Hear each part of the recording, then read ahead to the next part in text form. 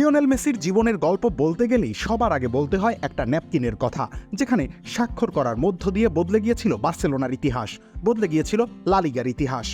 আসলে মেসি বদলে দিয়েছেন তার একজোড়া পায়ের জাদুতে স্প্যানিশ সাম্রাজ্য বাধ্য হয়েছে কুর্নিশ করতে। লা লিগার জায়ান্ট রিয়াল মাদ্রিদকে কতবার কাঁদিয়েছেন তিনি সেটার হিসেব নেই। অ্যাথলেটিকো মাদ্রিদ কিংবা ভিয়ারিয়ালের বিপক্ষেও দেখা গিয়েছে তার ভয়ঙ্কর সুন্দর পারফরম্যান্স। সব মিলিয়ে লা লিগার ক্যারিয়ারে 474 গোল করেছেন আর্জেন্টাইন অধিনায়ক, যা কিনা লিগটির ইতিহাসের সর্বোচ্চ।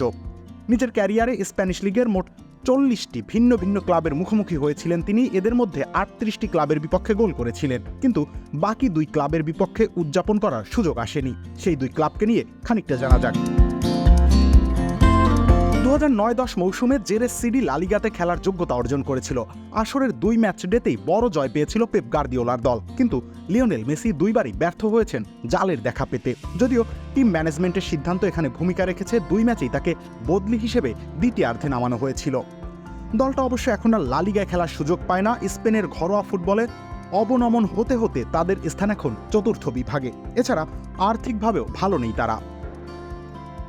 মুর্সিয়া 2008 সালে প্রথমবারের মতো মুর্সিয়ার মুখোমুখি হয়েছিল বার্সেলোনা। সেদিন 2-2বার সতীর্থকে গোল করার সুযোগ করে দিলেও নিজে গোল করতে পারেননি এলএম10। উল্লেখ্য যে সেই ম্যাচটি ছিল ডাচ কোচ ফ্রাঙ্ক রাইকার্ডের ব্লাউগানাদের হয়ে ডাগআউটে শেষ উপস্থিতি। এই কোচই মেসিকে যুব দল থেকে মূল দলে টেনে এনেছিলেন, অনুশীলনে গুরুত্ব দিয়েছিলেন তাকে। এভাবে বিশ্বাস রাখার ফলে জন্ম নিয়েছে আজকের মেসি, লিওনেল আন্দ্রেস মেসি।